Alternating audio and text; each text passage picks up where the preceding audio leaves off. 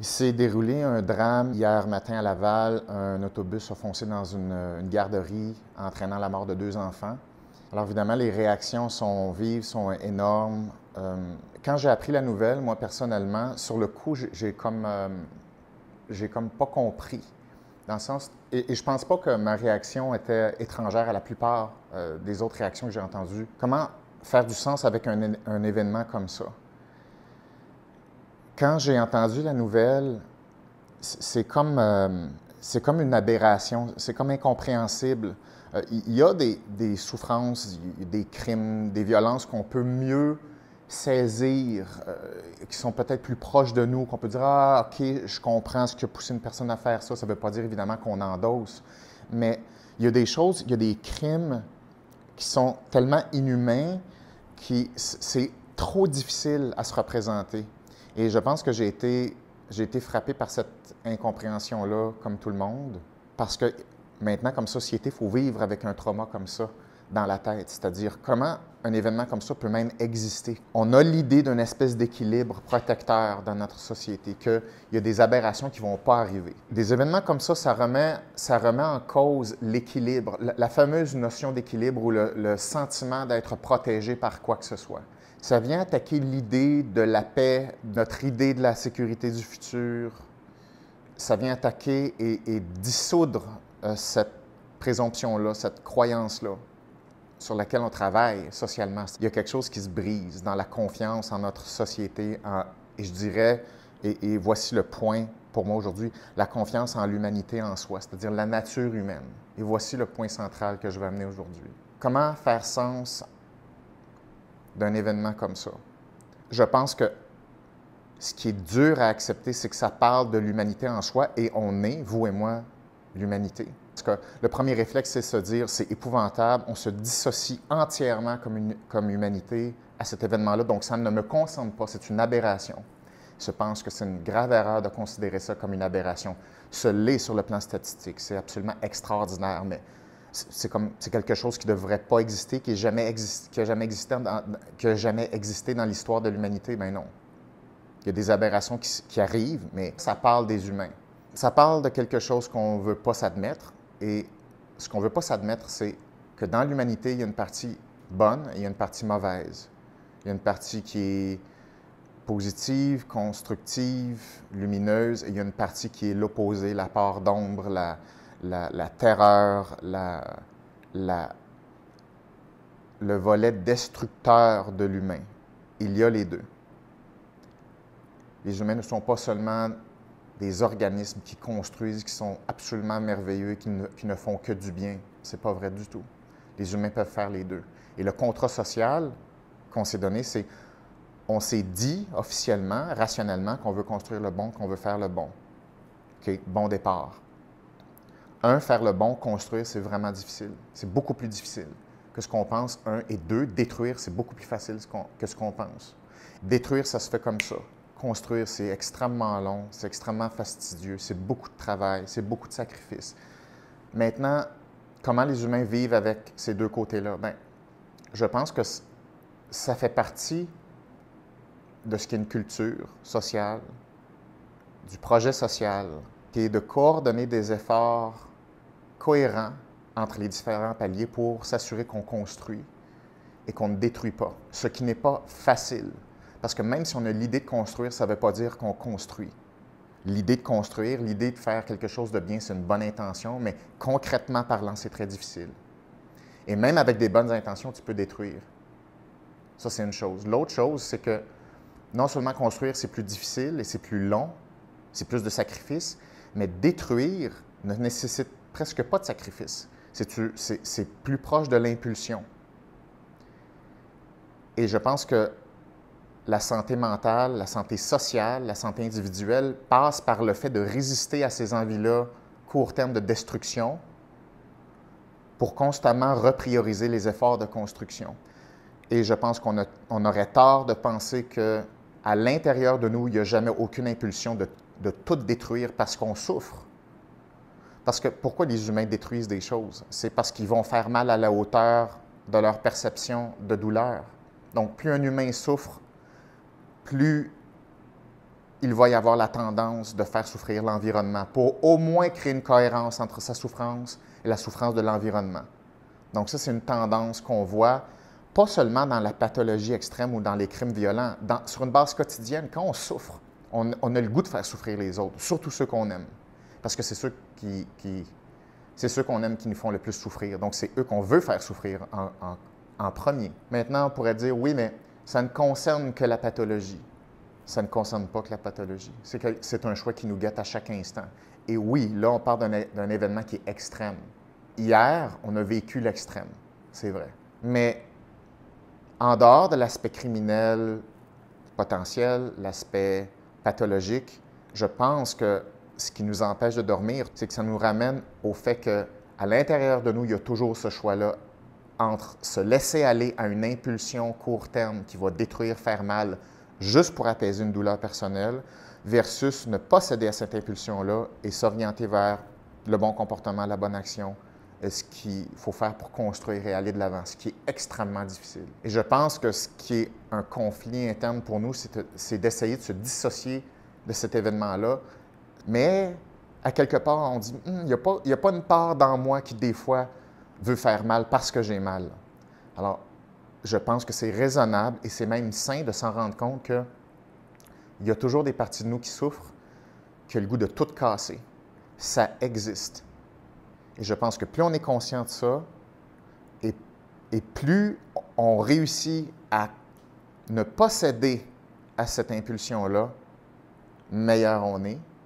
Mais encore là, ça prend beaucoup de composantes pour nous accrocher au fait que ça vaut plus la peine de ne pas se laisser aller à cette impulsion-là qui nous soulagerait peut-être à court terme, mais qui, dans le fond, créerait plus de douleur et de destruction qu'autre chose.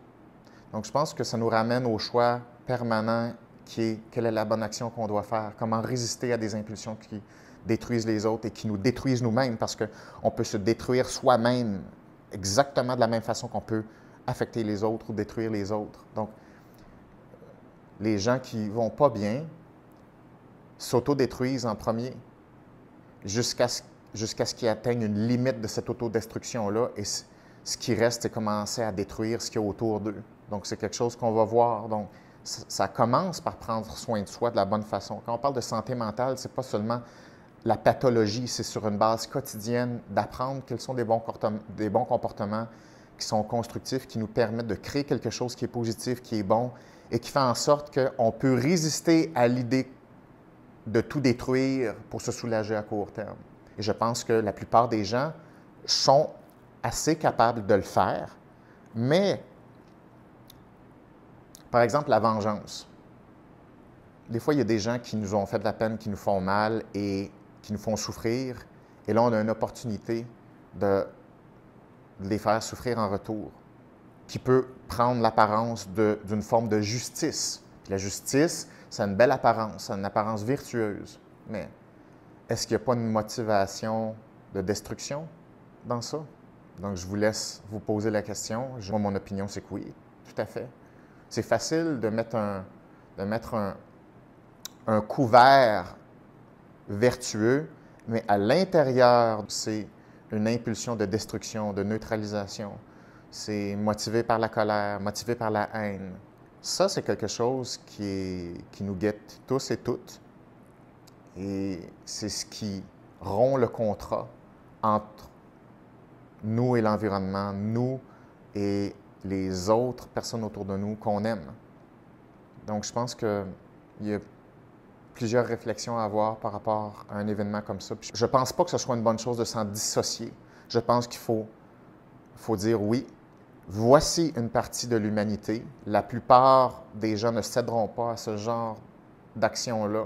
Mais comment ça se fait que ça nous touche autant? C'est qu'à l'intérieur de nous, il y a des parties qui souffrent et ces parties de nous qui souffrent veulent de la vengeance de temps en temps. Et je pense que c'est un défi de ne pas y céder. Et on a besoin les uns des autres pour faire ça.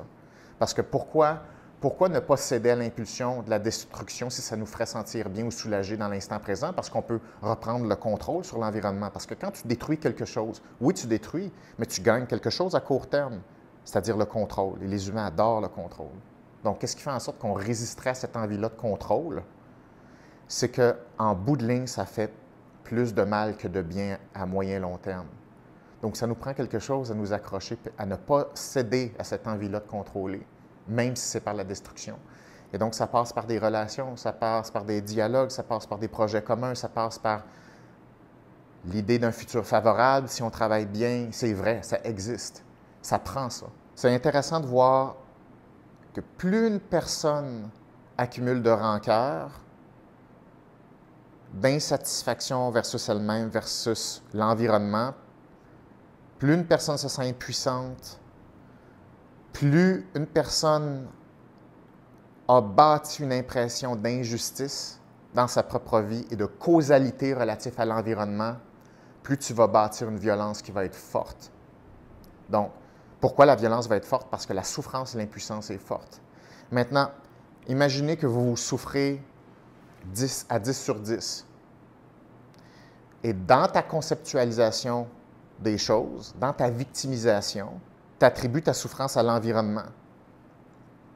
Mais souvent, la victimisation n'est pas capable d'identifier des facteurs qui sont précis et surtout pas responsables par rapport à soi-même. C'est toujours le déplacement de la cause à l'extérieur. Mais imaginez que tu souffres à l'extrême et non seulement tu attribues le fait que c'est dans l'environnement, mais en plus, tu as de la difficulté à identifier des cibles précises.